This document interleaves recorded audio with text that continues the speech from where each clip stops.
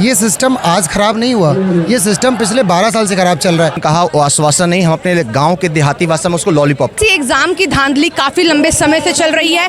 आप लोगों ने हमारे चैनल के माध्यम से देख चुके हैं कि छात्रों के साथ शिक्षक भी जो है सड़कों पे उतर चुके हैं। आज आपको बता देती हूँ, तस्वीरें जो है रामलीला मैदान की तरफ से दिखाई जा रही है, जहाँ पर काफी भारी संख्या में तमाम अलग अलग राज्य से जो है यहाँ पे स्टूडेंट मौजूद है, साथ में शिक्षक। खास तौर पे जो कार्यक्रम आयोजित किया गया है वो आदित्य रंजन सर के द्वारा किया गया है, जिसमें तमाम छात्रों को विश्वास है कहीं ना कहीं कि एसएससी की तरफ से जो धांधली की जा रही है उसका एक समाधान निकला जाएगा। आपको बता देते हैं कि जिस तरीके से स्टेनो का पेपर हुआ और उसमें धांधली की गई और अब आने वाले समय में एसएससी सीजीएल का एग्जाम होना है, तमाम स्टूडेंट्स के मन में बहुत सारे मेरा नाम आयुषी पांडे है और मैं टीचर हूँ और मैं केडी कैंपस में पढ़ाती हूँ जी। मैम एक सवाल आपसे कि अभी चेयरमैन सर ने एक अप्रूवल दिया था स्टूडेंट्स के लिए, उसके बाद फिर स्टेनो में दिक्कत हुई, तो यहाँ तमाम स्टूडेंट्स जो हैं वो ये कह रहे हैं कि अब एसएससी सीजीएल का एग्जाम होना है, तो उसके लिए हम लोग चाहते हैं कि कोई भी दिक्कत ना हो, तो उसके लिए क्या कहेंगे आप? मैम स्टेनो और सिलेक्शन पोस्ट दोनों के लिए 31 जुलाई प्रोटेस्ट के बाद हम लोग गए थे ग्राउंड लेवल पर, हम लोगों ने वहाँ पर रिव्यू लिया था और बच्चों का भारी मात्रा में कहना था कि माउस प्रॉब्लम हो रही है, कभी वहाँ के जो मतलब मैनेजमेंट है वो नहीं सही है, कभी नेट इशू आ रहा है, हैंग हो जा रहा है सिस्टम। तो 31 जुलाई को जो प्रोटेस्ट हुआ था उसके बाद भी कोई खास रिजल्ट निकल के नहीं आया, मतलब आगे एग्जाम में भी वही सारी चीज़ें हुई थी। मेरा नाम एसके ओझा है, मैं मुखर्जी नगर में टीचर हूँ। तो सर हम गलत क्वेश्चन के लिए पैसे नहीं लेंगे, 2 दिन बाद नोटिस आता है कि 100 नहीं लेंगे 50 लेंगे, ठीक है।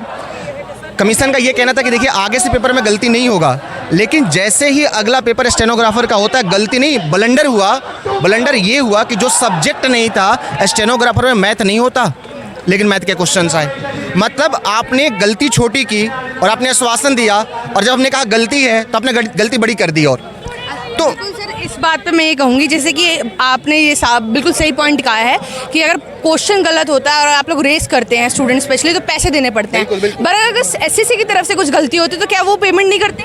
मैम एक बात बताओ, अगर एसएससी गलती करती है, पैसा हम देते हैं, उल्टा एसएससी को मानहानि के ऊपर देना चाहिए था। गलती तुमने किया है, मतलब गलती भी एसएससी करे, बच्चा सहे भी, मतलब ये मान लो मुझे 2 डंडा भी मारो और मैं बोल भी ना सकूं, ये हालात हो चुके हैं आज के। तो कहीं ना कहीं ये पूरा का पूरा जो आपको आंदोलन दिख रहा है, ये हम सही हैं इसको साबित कर रहे हैं। हम गलत, हम ये नहीं कहेंगे आप गलती कर रहे हो, नहीं, हम सही हैं, हमारा पेपर सही होना चाहिए, इस चीज़ को साबित करने के लिए हमने आंदोलन किया है। कर्मा है और मुखर्जी नगर पढ़ाता हूँ मैं। लोगों के मुँह से सुनेंगे एडीक्यूटी को हटाओ, वेंडर को हटाओ।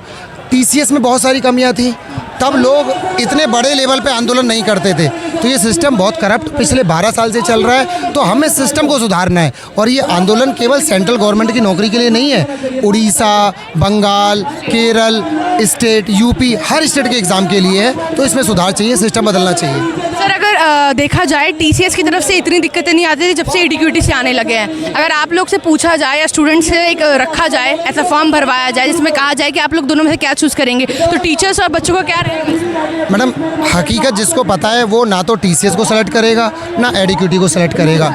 और रियलिटी ये है कि जो एग्ज़ाम सेंटर जो भ्रष्ट थे, जो टीसीएस के अंडर में थे, वही सेंटर्स एडीक्यूटी के अंडर में है।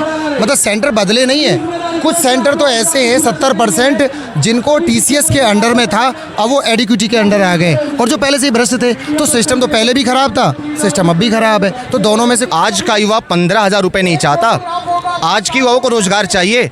हमें वो जनधन के जो आप कहते हो ना कि आप चावल ले लो, दाल ले लो, खा पी के रह जाओ, हमें वो नहीं चाहिए, हमें राशन नहीं चाहिए, हमें एक रोजगार चाहिए ताकि हम और हमारा परिवार सर्वाइव कर पाए।